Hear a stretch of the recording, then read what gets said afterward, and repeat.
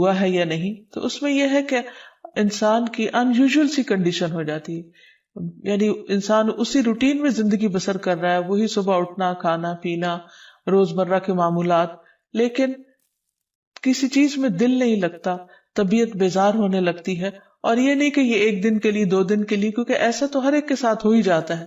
ایک لمبے عرصے کے لیے کیفیات تبدیل ہونے لگتی ہیں، سستی یا گھبراہٹ طاری ہو جاتی ہے، ذہنی انتشار یعنی کسی چیز پر کنسنٹریشن کا نہ رہنا، حد سے زیادہ چڑچڑا پن، بعض اوقات عبادات میں بالکل دل نہ لگنا، اور بغیر کسی ظاہری بیماری کے یا بغیر کسی ظاہری جسمانی بیماری کے انسان کے اندر بیماری کی کیفیت محسوس ہوتے رہنا.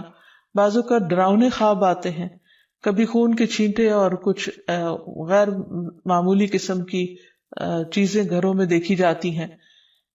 بعض اوقات خاوند بیوی ایک دوسرے سے نفرت کرنے لگتے ہیں، ان میں جدائی تک ہو جاتی ہے.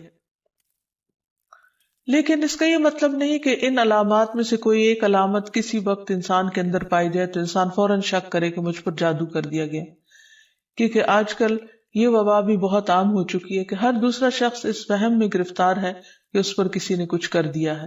یہ ضروری نہیں ہوتا کہ ہر وقت ایسی علامات کسی کے کچھ کیے سے ہی ہوں. یہ ویسے بھی انسان ہے، کبھی تھک جاتا ہے، کبھی غذا میں کوئی تبدیلی ہو جاتی ہے، کبھی ویسے بھی انسان کا دل اللہ کے ہاتھ میں ہے، جس طرف چاہے اس کو پھیر دے. تو انسان کی طبیعت میں ایک ملال سا اور ایک سستی، ایک بے چینی سی پائی جاتی ہے. تو ان سب چیزوں کا تعلق ضروری نہیں کہ جادو سے ہی ہو، لیکن اگر جادو ہو تو یہ علامات انسان میں دکھائی دیتی ہیں. اب اگر کسی کے اندر ایسی چیزیں ہیں اور علاج کے باوجود، جسمانی علاج کے باوجود شفا نہیں ہو رہی، تو اس کے لیے ضروری ہے کہ انسان پھر روحانی علاج بھی کرے. روحانی علاج کے لیے ضروری نہیں کہ کسی بابے کے پاس یا کسی مذہبی بزرگ کے پاس ہی انسان جائے.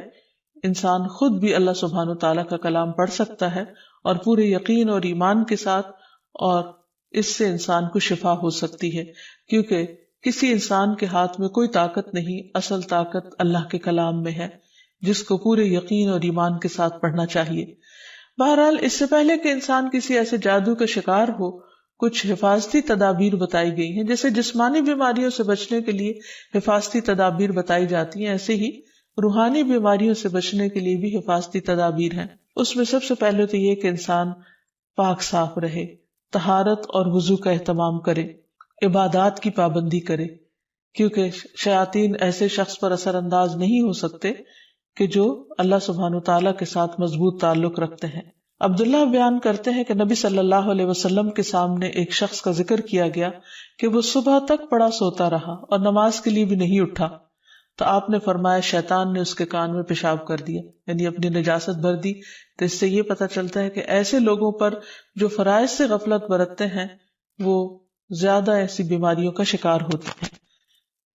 اسی طرح عبادات کی پابندی بہت ضروری ہے، کیونکہ جب انسان اللہ تعالیٰ کے آگے جھکتا ہے، اللہ تعالیٰ کے ساتھ اس کا تعلق مضبوط ہوتا ہے، تو نہ تو وہ توہمات کا شکار ہوتا ہے اور نہ ہی وہ جادو اور مختلف چیزوں کا شکار ہوتا ہے، یعنی شیطانی اثرات اس پر کم سے کم ہوتے ہیں.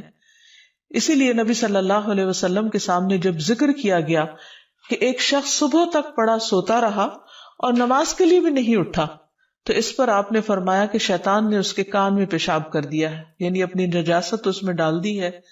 تو جو شخص شیطانی نجاست کے اثر میں ہو، پھر وہ سب سے بڑی بیماری اس کو لاحق ہو جاتی ہے، چاہے اس کو جادو کہیں یا کچھ اور.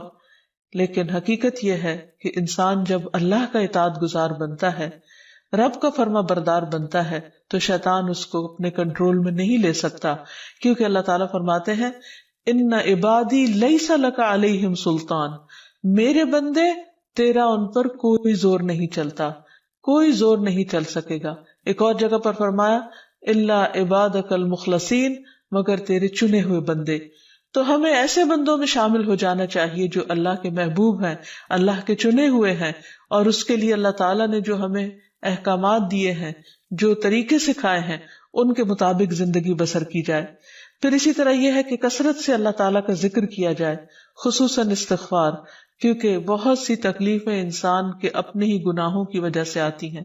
جیسے آتا ہے ما اصابکم من مصیبت فبما کسبت ایدیکم، جو بھی مصیبت تم کو پہنچی وہ تمہارے اپنے ہاتھوں کی کمائی کی وجہ سے تھی. پھر اسی طرح اپنے گھروں کو تصاویر اور مجسموں سے پاک کرنا چاہیے، کیونکہ رسول اللہ صلی اللہ علیہ وسلم نے فرمایا فرشتے اس گھر میں داخل نہیں ہوتے جہاں کتا اور تصویر ہوتا ہے. پھر حفاظتی تدابیر میں سے یہ بھی ہے کہ انسان اپنے کھانے پینے کی عادات کو درست کرے، اور اس میں خصوصاً نبی صلی اللہ علیہ وسلم نے صبح کے وقت اجوا کھجور کھانے کا حکم دیا. آپ نے فرمایا جو شخص صبح کے وقت 7 کھجوریں کھائے گا یعنی اجوا، اس روز جادو اور زہر سے بچا رہے گا، یعنی اس کے اندر اتنی امیونٹی پیدا ہو جاتی ہے کہ پھر برے اثرات، زہریلے اثرات اس کو نقصان نہیں دے سکتے. پھر اسی طرح مختلف مواقع پر مسنون اذکار کا اہتمام کرنا، مثلاً بیت الخلاء جاتے وقت نبی صلی اللہ علیہ وسلم نے سکھایا اللہم انی اعوذ بک من الخبث والخبائث، اے اللہ بے شک میں ناپاک جنوں اور جننیوں سے تیری پناہ چاہتا ہوں، کیونکہ جادو میں بھی عموماً جنات کو استعمال کیا جاتا ہے اور وہ گندی جگہوں پر رہنا پسند کرتے ہیں.